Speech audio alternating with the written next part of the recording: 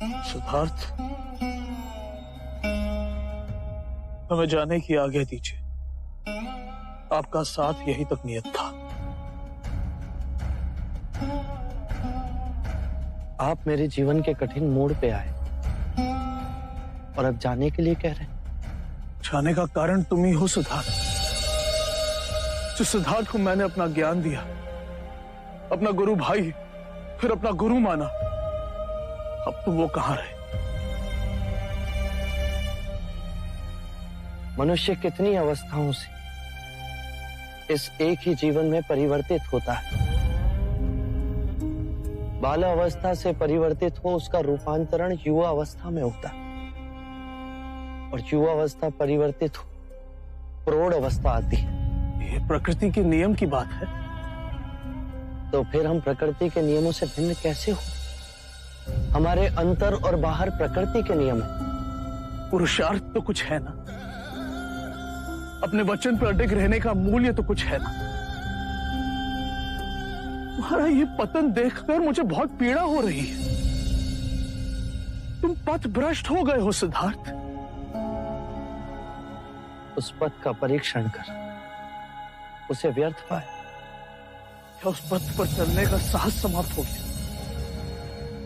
यदि ये सांसारिक जीवन की अभिलाषा थी तो क्यों त्यागा घर द्वार, क्यों त्यागा यशोधरा? अपने पुत्र से क्यों विमुख हो गए? तुम तो संसार को मुक्ति के मार्ग की ओर ले जाने के लिए उठे थे।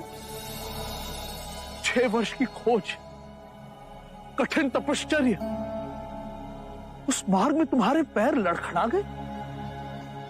अपने उद्देश्य से इतनी जल्दी मत डिग जाओ। अपने सिद्धांत यूं ना गवा दो।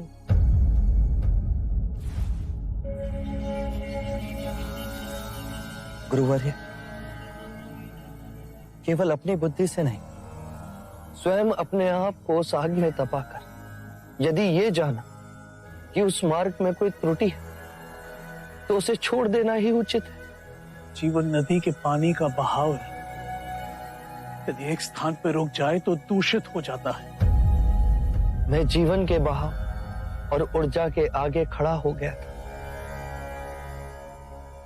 घास के उस कोमल तिनके की तरह ना बन सकता जो हवा के बहाव के साथ बहता है पर अपनी मिट्टी से नहीं उखड़ा जा सकता।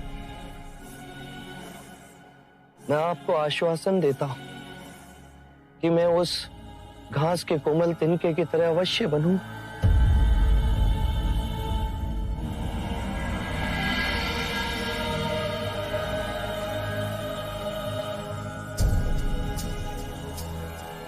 गुरुवर्य, मैं मनुष्य जाति की मुक्ति का मार्ग अवश्य खोजूं, और वो मार्ग आपको दिखाने में अवश्य लौटूं।